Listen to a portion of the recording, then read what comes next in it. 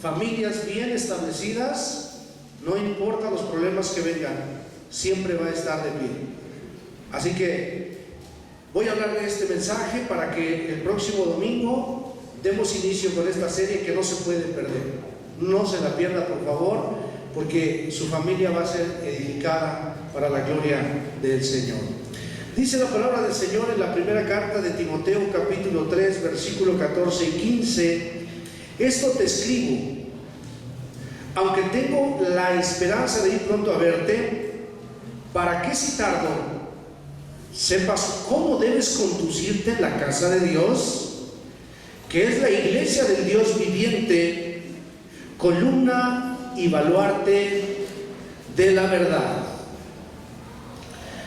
Aquí encontramos una frase, un pasaje que tiene que ver con las cartas pastorales. Las cartas pastorales son 100% la base fundamental doctrinal de la iglesia cristiana. Si usted quiere crecer, si usted quiere ser una persona establecida, usted debe de estudiar lo que son las cartas, por ejemplo, Romanos, Timoteo, Corintios, que es la base fundamental de la doctrina.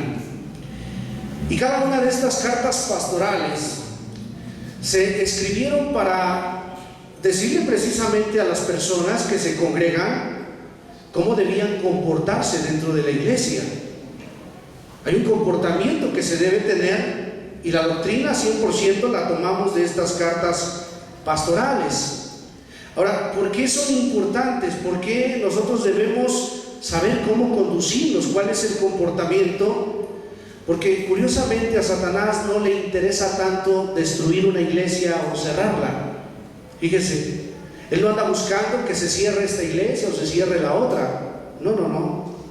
Él tiene un fin o un propósito distinto, porque lo que él quiere es que por medio de tal o cual iglesia el nombre de Cristo sea blasfemado. ¿Y cómo es blasfemado el nombre de Cristo? A través del mal comportamiento de los congregantes. Por eso es que dice el Señor: por causa de vosotros es blasfemado mi nombre. Entonces no le interesa tanto que se cierre una iglesia, sino que la iglesia dé mal testimonio. ¿Por qué? Porque cuando una iglesia da mal testimonio, entonces no va a haber evangelismo, no va a haber impacto, no vamos a poder hablar. ¿Por qué no vamos a hablar? Porque cuando viene el pecado a la vida de las personas, lo primero que produce es que cerramos la boca y decimos: ¿cómo le predico? ¿Cómo le evangelizo? Lo evangelizo. Entonces ese es el propósito principal de Satanás, es ese. Él te lleva primero a pecar y después entonces se produce lo siguiente, que es la murmuración. Entonces él busca que los cristianos pequen, y a través del pecado entonces se produce algo que se llama división. Lo único que puede dividir a una iglesia, a una familia en Cristo, es el pecado. Cuando viene el pecado a la vida de uno de los miembros, entonces el pecado inmediatamente hace una división, y eso es lo que se está buscando. Y cuando, pues se divide la iglesia, es entonces donde se viene abajo el fin o el propósito que nosotros tenemos que cumplir. Entonces, yo considero que Dios nos está dando otra oportunidad en este tiempo para que juntos podamos preguntarnos: ¿cómo estamos? ¿Cómo está mi vida? ¿Qué es lo que me motiva a venir a la iglesia? ¿Qué es lo que me está motivando? ¿Cómo estamos haciendo las cosas aquí en la iglesia? ¿Las estamos llevando a cabo correctamente? ¿Es así como debemos conducirnos? Creo que algo de lo que también nos tenemos que preguntar es si llegamos a entender el ministerio que tenemos, sobre todo ¿por qué lo estoy haciendo? ¿Por qué estoy haciendo lo que yo realizo dentro de la iglesia? Y también es importante que me pregunte si pongo en práctica la predicación y el estudio de la palabra de Dios, que creo que esa es la base, que yo debo de investigar. Yo vivo la palabra, yo vivo lo que aprendo, yo vivo lo que escucho, lo pongo en práctica, me esfuerzo por llevarlo a cabo, porque a veces considero que tenemos en poco la palabra del Señor y llegamos a caer en el punto de ver de lejos la obra. Y saben, cuando nosotros vemos de lejos la obra de Dios, entonces cometemos un pecado que se llama un pecado de omisión, porque no estamos haciendo lo que Dios espera que nosotros realicemos. Y luego, cuando a nuestra vida viene algo que se llama indiferencia, quiero decirle que la indiferencia directamente destruye a la iglesia. Y el fruto de la indiferencia es la crítica. Cuando hay una persona que es indiferente a las cosas de la iglesia, entonces se comienza a llevar a cabo algo que se llama crítica. Entonces es fácil para una persona llegar a la iglesia e ignorar quién hizo las cosas. Cuando se ignora quién hizo las cosas, entonces se despierta algo que se llama crítica. Y la crítica entonces es destructiva directamente para la iglesia.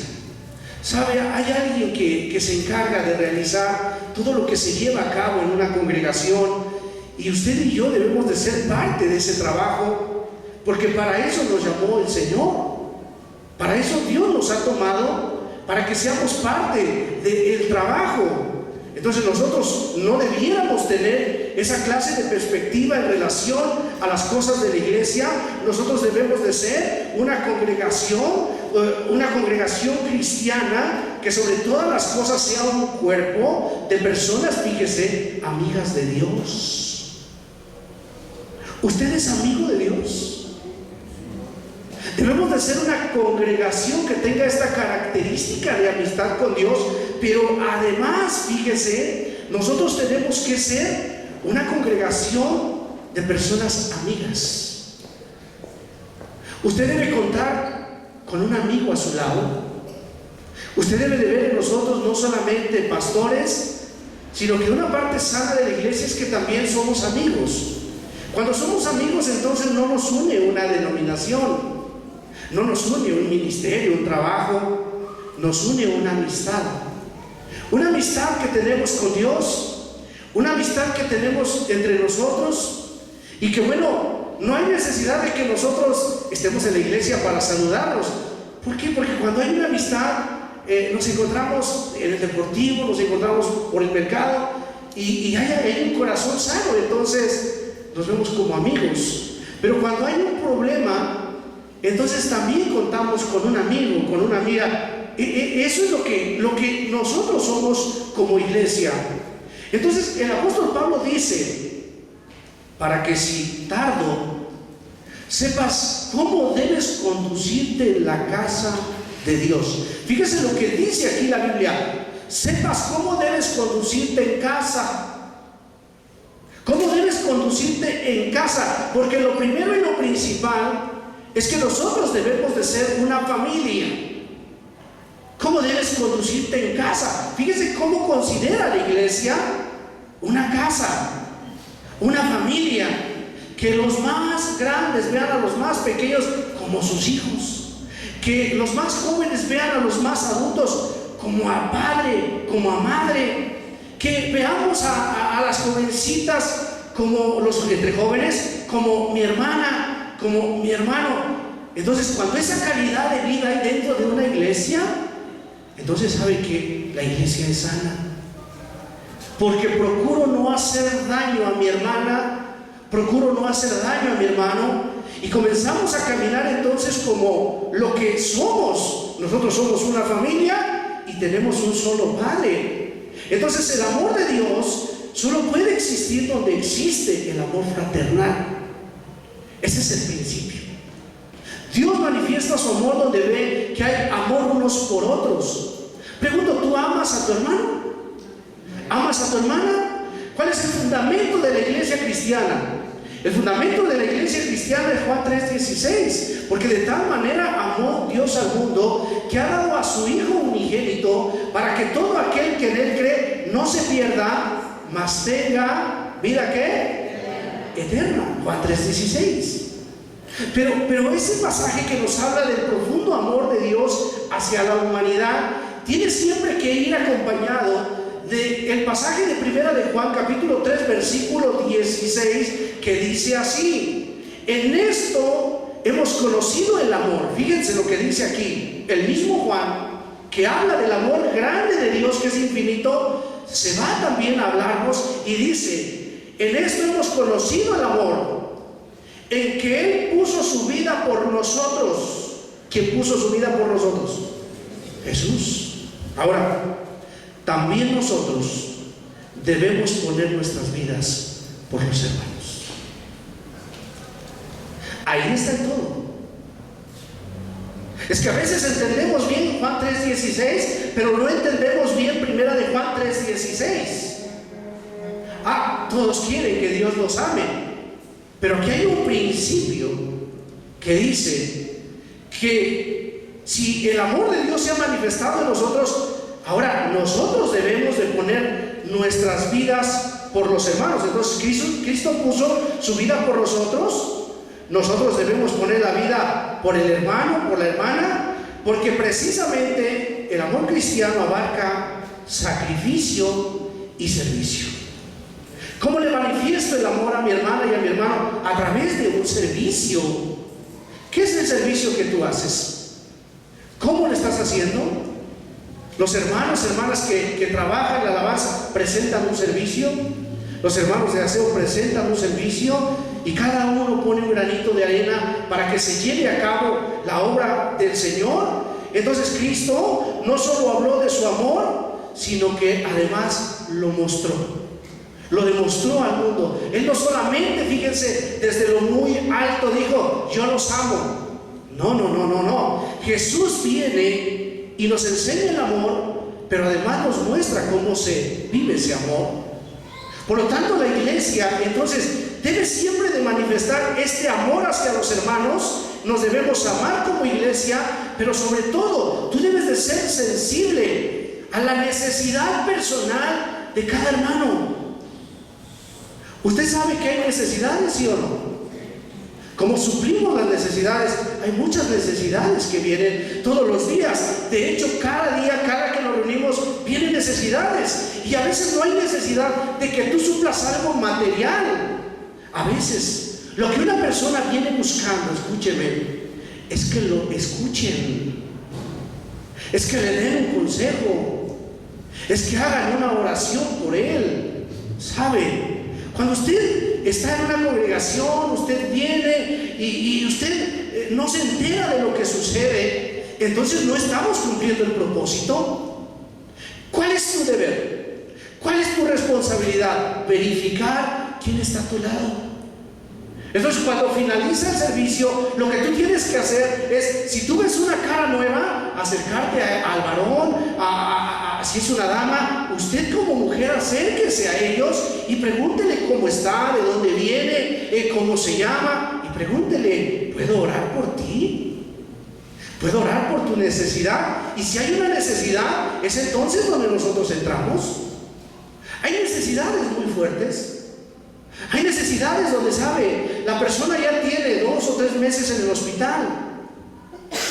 Cuando nosotros asistíamos a predicar, a evangelizar a los hospitales en la noche, algo de lo que más me llamaba la atención cuando dábamos el mensaje al hospital era que la gente se levantaba, se acercaba a nosotros y nos decía: ¿pueden orar por mi hijo? Sí. ¿Por qué quiere que oremos? Ya tenemos aquí medio año y no podemos salir adelante. Hay gente que está en los hospitales 3, 4, 2 meses y a veces se acercan a una iglesia. ¿Sabe por qué? Porque tienen necesidad. Y cuando yo soy indiferente, ¿sabes quién sabe a qué vino? ¿Por qué se le ocurrió venir? No, nadie viene aquí por casualidad. Ha venido aquí, ¿sabe por qué?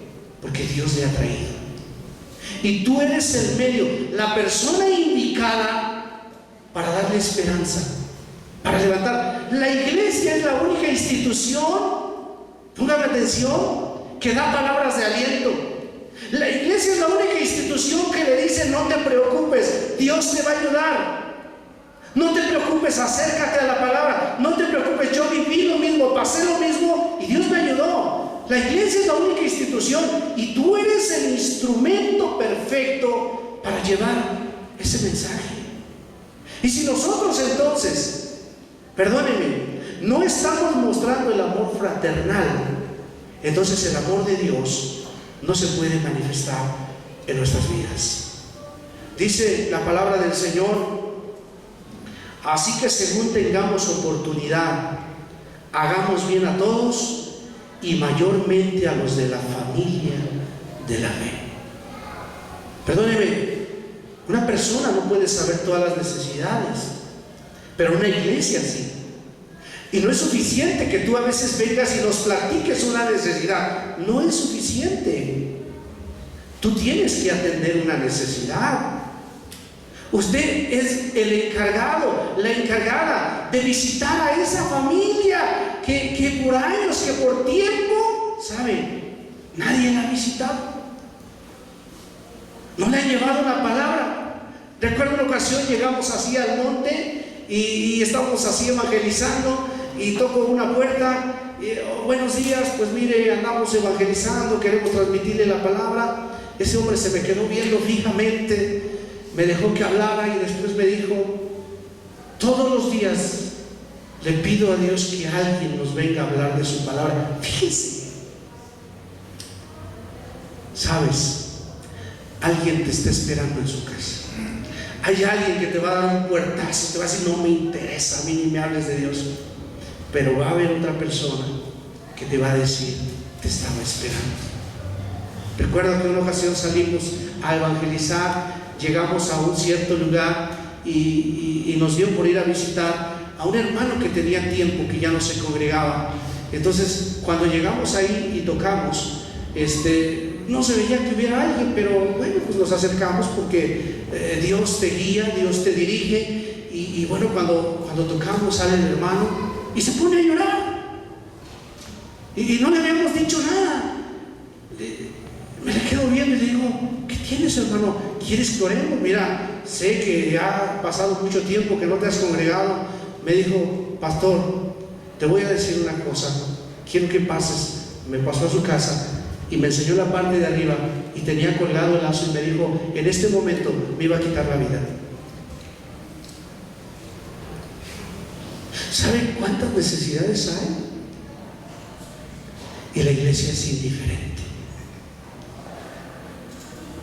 Así que no es solamente venir y tomar un lugar.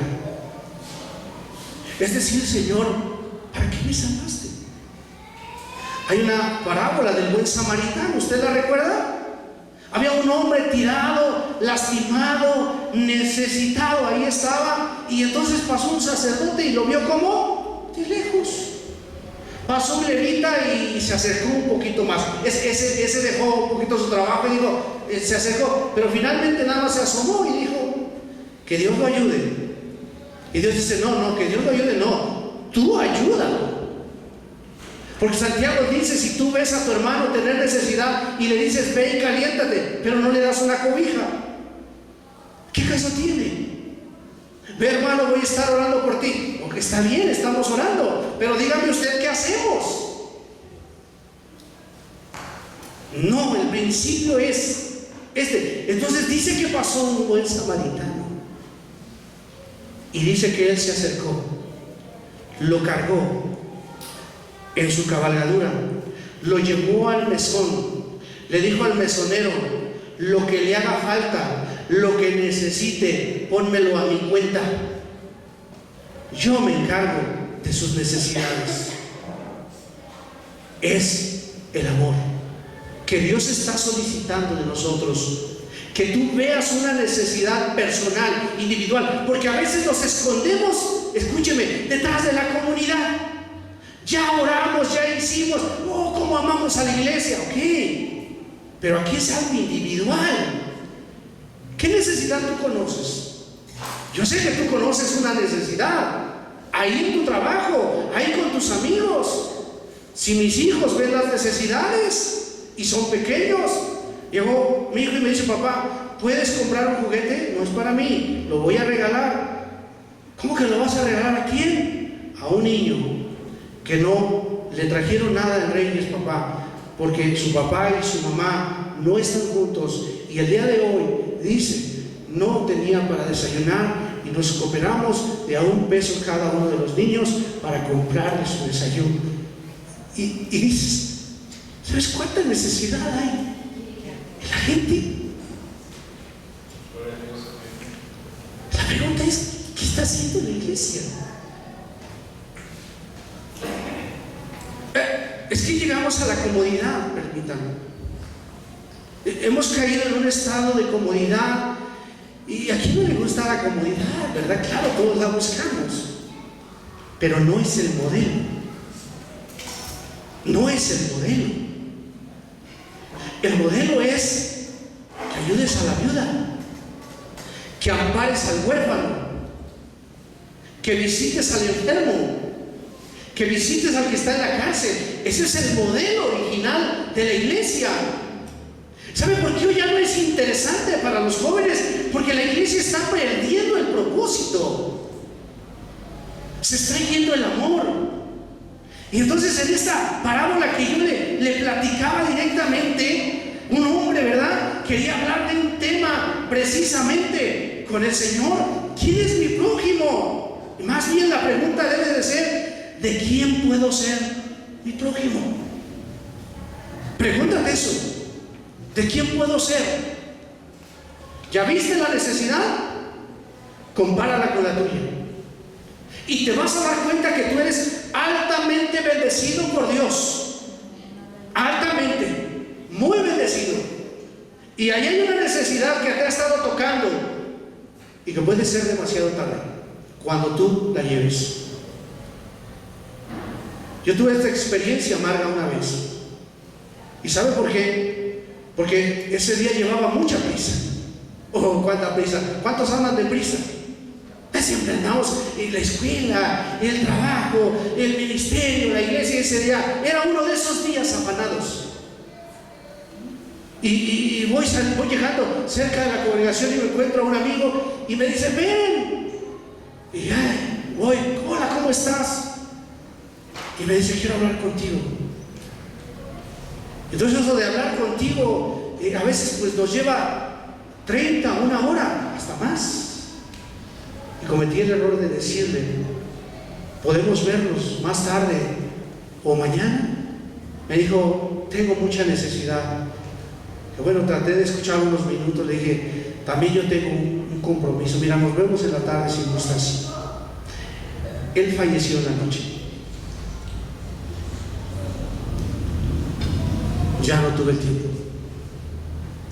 Aquí simplemente el muchacho que venía drogándose llegó en la mañana el domingo a tocar esa puerta.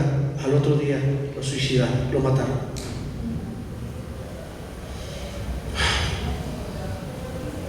¿Sabe? Porque estamos perdiendo la estructura de lo que realmente es la iglesia. Hemos perdido entonces la estructura. Cuando la iglesia pierde la brújula, está perdiendo algo. Ahora, dentro de la institución, mire, yo quiero que usted lo vea. Nosotros estamos aquí para atender necesidades, pero las necesidades, escúcheme, son secundarias. ¿En qué sentido? La parte fundamental de la iglesia es que vivamos para su gloria. Esa es la parte más elevada de lo que debe ser la iglesia. Nosotros existimos aquí, nos congregamos para cantarle, para adorarle, para exaltarlo. Y cuando nosotros lo exaltamos, Dios suple necesidades. Así que usted y yo venimos aquí con un propósito. Usted debe unirse. Siempre venimos en la carne, ¿está de acuerdo? ¿Qué es venir en la carne? Vienes pensando en los frijoles, en el trabajo, en todo. Venimos distraídos. Los músicos que están aquí lo sabrán mejor que nadie. Pero cuando a mí me entregaron la primera vez un púlpito, yo era nuevo, tenía 1 año de conocer al Señor, y me dice el hermano, ¿diriges la alabanza? Le dije, pues no sé, pero si me dice cómo, yo lo hago. y que me sueltan el púlpito. Y cuando me paré ante la iglesia, empecé a temblar así, de verles el rostro. Así como que yo lo que veía era: ¿qué nos vas a decir? ¿Qué vas a cantar? Eso es tremendo. Usted y yo al iniciar, ¿por qué cantamos? ¿Por qué cantamos al iniciar, antes de predicar? Porque venimos en la carne. Y comienza la alabanza, y comienzas a entrar, y vas a la oración, y viene una preparación maravillosa hasta que llega el momento de sembrar la palabra. Por eso una persona, perdóneme, que no viene a la alabanza, dudo mucho que entienda la palabra. Yo dudo mucho. Porque si no prepara su vida como la tierra, dígame, ¿cómo va a entrar la semilla? Y más aún, imagínese, viene a media predicación. Si empezando desde el principio no se entiende, imagínate, llegan a la mitad de la predicación. Y hay quienes, perdónenme, llegan al final. Y dices, ¿ya entendió para qué es la iglesia? Entonces nunca hay crecimiento. Jamás. Ahora yo le invito, compruébelo usted. Véngase a la oración, levántese temprano, prepárese para ir a la iglesia. ¿A dónde? Es que esa preparación tiene mucho que ver. Cuando usted se prepara para ir a la iglesia, su actitud es otra. Venir a la iglesia no es: me da tiempo, por ahí paso. Voy al mandado y de paso voy a la iglesia. De verdad, con respeto se lo digo, vaya a hacer sus cosas. Y cuando tenga tiempo, venga a Dios. Y usted se va a llevar una enseñanza. Pero esa es la base. Entonces nosotros vivimos, existimos para la gloria de Dios. Es una verdad absoluta que debemos tener siempre, siempre como iglesia. Darle el honor a Dios. ¿Para qué existimos? Dígame. ¿Para qué existimos como iglesia? Para honrarlo, para bendecirlo, para exaltarlo, para reconocerlo. Y el Dios que es grande y que suple toda necesidad, no nos va a dejar, no nos va a desamparar, jamás va a quitar su mano. Necesidad que tengamos, a veces no va a haber que tengamos que estar clamando. ¿Sabe por qué? Porque Dios en respuesta siempre lo hace. Pero su iglesia tiene que entender el por qué se congrega, por qué nos congregamos. Así que bueno, otra de las verdades que tenemos y que no se debe perder, que son parte de la estructura fundamental de una congregación, es la autoridad de las Escrituras. ¿La autoridad de qué? Tú como hijo de Dios, como nacido de Dios, siempre debes de verificar que cualquier congregación donde tú vayas, asistas, que te invitan a un retiro, siempre debes de verificar algo: que lo que se hable esté fundado aquí, en las Escrituras. Cuando viene el asunto, yo creo que ya el Antiguo Testamento ya no tiene mucha validez, cuidado, huye de ahí. Cambios a la Biblia. Yo creo que esto ya no se debe de hacer. Yo creo que aquello ya no se debe de practicar. Porque hoy en día las nuevas denominaciones es que el nombre de Jehová ya no se debe de mencionar. No es correcto el nombre de Jehová. Y saben, lo peor es que la gente lo cree. La autoridad de las Escrituras debe de ser una verdad fundamental de nuestra iglesia. Tú no puedes de verdad salir, inclusive venir a la congregación, si tú no traes Biblia, si tú no vienes listo. Yo sé que algunos ya lo traen en el celular, ¿verdad? En la tablet. Bueno, qué hermoso es que tú como joven, como hermano, traigas una Biblia en tu teléfono. Qué bueno que en el momento que vas en el pecero vas leyendo, vas escuchando. Eso es maravilloso. Qué bueno que usted, abrimos las preguntas el día del estudio el jueves, que usted venga repleto de preguntas. ¿Por qué? Porque es algo que como iglesia debemos de tener, una verdad fundamental. Uno de nuestros deberes es leer la Biblia. Leer la Biblia. Mire, yo se lo digo, si usted no lee Biblia, si usted no se congrega, si usted no tiene ejercicios espirituales, perdóneme, no culpe al cuerpo ministerial de lo que a veces llega a suceder, porque esa es responsabilidad suya. Usted es el encargado de alimentarse todos los días, en la mañana, en la noche. Perdóneme, un pastor sí ora por la iglesia, pero usted también necesita orar en casa. Usted también necesita tener una relación personal con Dios. Entonces, siempre debe de ser la verdad fundamental de nuestra Biblia, las Escrituras. Usted y yo debemos de ser escriturales. La Biblia dice: no solo de pan vivirá el hombre, sino ¿de qué?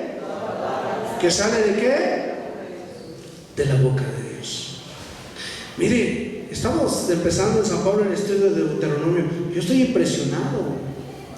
Es que es un libro profundo. La primera carta de Juan, si usted tiene el tiempo, venga a estudiar. Nútrase de la sana palabra. Nútrase. Porque una persona bien nutrida, ¿cómo está? Sana. Bueno, hasta los cachetitos le brillan, ¿verdad? De los rojitos.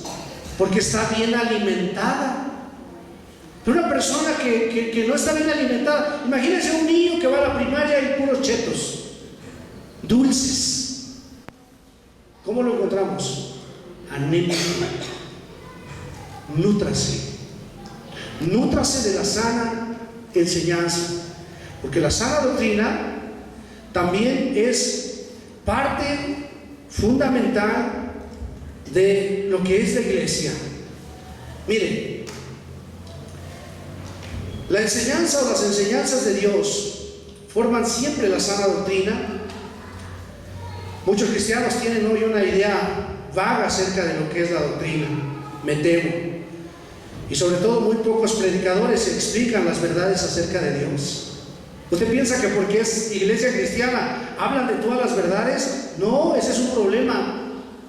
La sana doctrina tiene que ver con enseñar todo el consejo de la palabra de Dios. Y si a veces la palabra nos exhorta, pues ni modo. Pero no que tengamos que decir, hermano, ¿qué creen? Jamás vamos a hablar del Apocalipsis. ¿Por qué? Porque la iglesia se espanta. ¿Y qué que se espante? Pero ¿saben?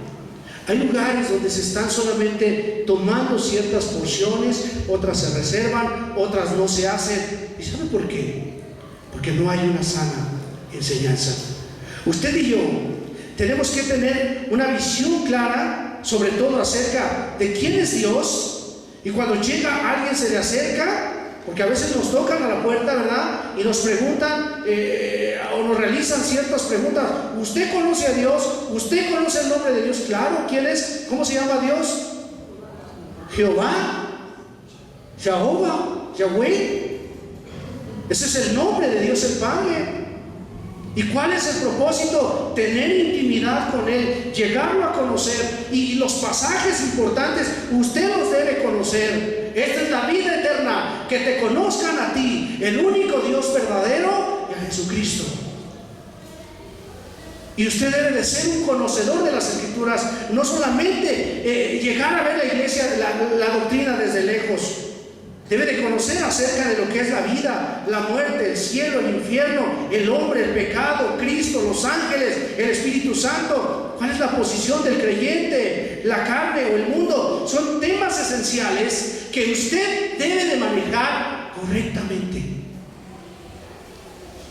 Esa es la sana doctrina. Es una persona entonces que va creciendo para la gloria del Señor. Y necesitamos entonces verdades a las que nosotros podamos aferrarnos, tomarnos. ¿Usted cree en el arrebatamiento, sí o no? ¿Cree que algún día Cristo viene por su iglesia? ¿Que nos vamos con Él? ¿Usted es salvo? ¿Se va a ir con Cristo? Claro. Entonces tenemos una iglesia sólida. Ay, no sé, hermano, que fíjese que soy pecador. ¿Usted es pecador? Pues no, fíjese. Usted es santo, que puede cometer pecados, pero su naturaleza ya no es pecaminosa. Éramos pecadores, pero Dios nos trasladó del reino de las tinieblas al reino de su amado Hijo Jesucristo, y ahora entonces la Biblia le llama a la iglesia los santos. Los santos. Pero mientras tú te sigas viendo como pecador, no vas a dejar de practicar lo que estás haciendo. ¿Sabes por qué? Porque dices: soy pecador, soy esto, soy perverso.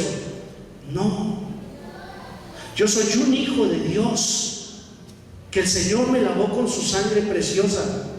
Cometo errores porque soy imperfecto, pero voy al cielo porque su sangre me ha lavado de todos mis pecados. He sido perdonado de mis pecados. Así que como iglesia, perdónenme, sí tenemos que ser, claro, eso se llama sana doctrina. No divagar. Que le hablan del Dios Trino, usted esté listo para explicar. Que cómo va a ser el cielo, que qué va a pasar cuando nosotros muramos, usted debe saberlo. ¿Qué pasa cuando un cristiano muere? Dígame. ¿Qué pasa? ¿Se va al purgatorio? ¿Lo podemos sacar de ahí con oración y rezos? ¿Se da cuenta cómo es fundamental tener esta verdad de una sana doctrina? Pero otra de las bases fundamentales y responsabilidad de parte de la iglesia es la autoridad espiritual. Quiero tomar estos minutos para explicarle esto, porque si no entendemos la autoridad de la iglesia, entonces todavía divagamos en un punto importante. ¿Cómo está esto? La autoridad. ¿Cómo se gobierna la iglesia? ¿Cuál es el gobierno? Ya le explicaba un poco, pero mire, la cabeza fundamental de una iglesia, ¿quién es? Cristo, dice, es cabeza de la iglesia. Ahora, si es cabeza, entonces ¿cómo se gobierna? La iglesia se gobierna a través de un grupo de ancianos, a través de un cuerpo ministerial. Nosotros tenemos a nuestros pastores, ¿verdad? Es un cuerpo pastoral.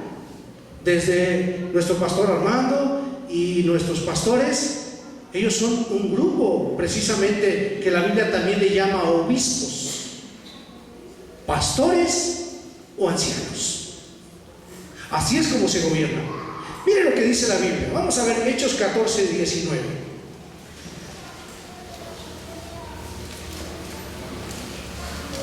Hechos 14, 19.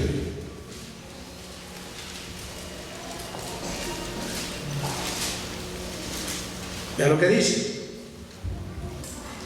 Entonces vinieron unos judíos de Antioquía y de Iconio, que persuadieron a la multitud, y habiendo apedreado a Pablo, le arrastraron fuera de la ciudad, pensando que estaba muerto. Pero rodeándole los discípulos, se levantó y entró en la ciudad, y al día siguiente salió con Bernabé para Derbe. Y después de anunciar el evangelio a aquella ciudad y de hacer muchos discípulos, volvieron a Listra, a Iconio y Antioquía, confirmando los ánimos de los discípulos, exhortándoles a que permaneciesen, fíjese, en la fe, y diciéndoles: es necesario que a través de muchas tribulaciones entremos en el reino de Dios. ¿Y qué fue lo que hicieron? Y constituyeron, ¿qué? ancianos en cada iglesia, y habiendo orado con ayunos, los encomendaron al Señor en quien habían creído. Entonces, ¿cómo Dios gobierna su iglesia? Y Jesús siendo la cabeza, a través de un grupo de ancianos, a través de un grupo de hombres y mujeres que precisamente llegan a acuerdos de cómo debe dirigirse una iglesia. Pero lo más importante aquí que debemos entender es que usted y yo hemos sido puestos para tener la autoridad de parte del Señor para poder orar unos por otros. Esto quiere decir que entonces, si Cristo es la iglesia, Él es el que dirige a su pueblo. Y entonces, ¿usted qué va a hacer en una necesidad? ¿Qué pasa si por alguna razón nuestros pastores no han venido? Gracias a Dios que nos visitan. Por cierto, el día sábado nos visita nuestro pastor Jorge Lozano. Espero pueda asistir. Pero, ¿sabe? Cuando ellos no están, está el grupo de ancianos. ¿Está alguno enfermo entre vosotros? Llame a los ancianos de la iglesia y oren por él, fíjese, ungiéndole con aceite. Así que hay un grupo de ancianos. Tito 1:5. Vean lo que dice.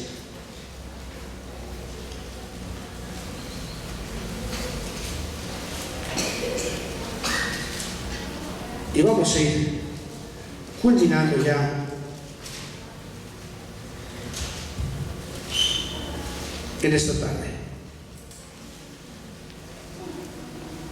Tito 1:5.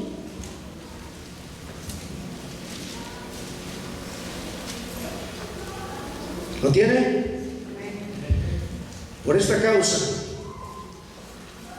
te dejé en Creta para que corrigieses, ¿qué? Lo deficiente. El pasaje que leímos en Timoteo es para que sepas cómo conducirte en la iglesia, para que corrijas lo deficiente. Y fíjese lo que sigue diciendo: y establecieses ancianos en cada ciudad, así como yo te mandé. Así que aquí estos pasajes nos enseñan a que nos sujetemos a los que están por encima de nosotros en el Señor, porque dice que ellos velan por nuestras almas. Así que, hermano, el principio es: tenemos que estar sujetos 100% a una autoridad. Gracias a Dios entonces que nosotros pertenecemos y que tenemos muy por encima de nosotros a nuestros pastores que velan y oran todos los días por nosotros. Así que, última verdad fundamental es que debe de haber entonces una santidad personal. Y aquí yo te invito para que tengas mucho cuidado con lo que usted ve, con lo que usted oye. Es responsabilidad tuya. Tú sabes el programa que ves y tú sabes lo que oyes. Es responsabilidad 100% de la iglesia de cuidar su vida espiritual. La santidad personal de cada uno de nosotros es responsabilidad nuestra. Así que póngase por favor de pie en esta tarde.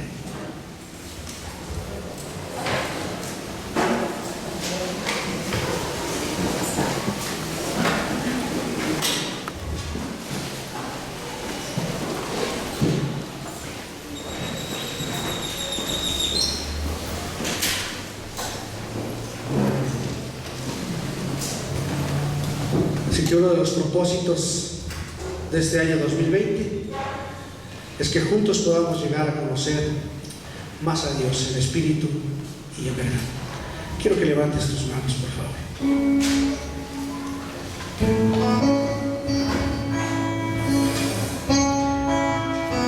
Medita los momentos que haces aquí.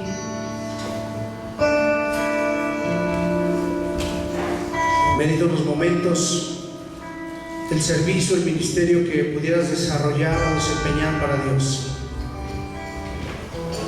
tú no tienes un ministerio, acércate. Acércate. Tú puedes ser un buen instrumento del Señor. Padre, en esta tarde te quiero dar las gracias porque tú nos has llamado cuando nosotros estábamos perdidos, cuando no teníamos esperanza. Tú, Señor, nos llamaste. Nos llamaste para cumplir un propósito en tu obra, en tu iglesia. Padre, en esta tarde queremos disponer nuestra vida, nuestro corazón. Queremos levantarnos como esos defensores de la fe. Queremos ser como esa iglesia bereana, esa iglesia que dice que lo escudriñaba todo. Queremos ser una iglesia que escudriña las Escrituras versículo por versículo, pasaje por pasaje. Queremos ser una iglesia que esté fundada en la roca inconmovible que es Cristo Jesús. Perdona nuestros pecados, nuestras faltas. Perdona la caída de cada uno de tus hijos, Dios. Y déjanos seguir adelante. En esta hora nos comprometemos a esforzarnos, a buscarte todas las mañanas en espíritu y en verdad, a hacer nuestro devocional. Nos comprometemos, Señor, para que, Señor, por la noche también cerremos nuestro día a través de oración, de meditación. Y sobre todo nos comprometemos a congregarnos, porque tu palabra dice que allí envía salvación y vida eterna. Que hoy ninguno de tus hijos se vaya igual. Que la perspectiva que cada uno de ellos tenga de sí mismo sea una perspectiva escritural. Que ellos se vayan de aquí con un deseo, con una hambre de tu presencia, de tu palabra. Que vayan con una actitud de valorar, de cuidado, una actitud de entrega, de búsqueda. Que toda frialdad, toda indiferencia se vaya en el nombre de Jesús. Y que seamos una iglesia que viva para tu gloria, para tu honra. Que nuestra primera prioridad, Señor, sea agradarte, cantarte, exaltarte. Que volvamos al tiempo original de la iglesia. Que volvamos a ese tiempo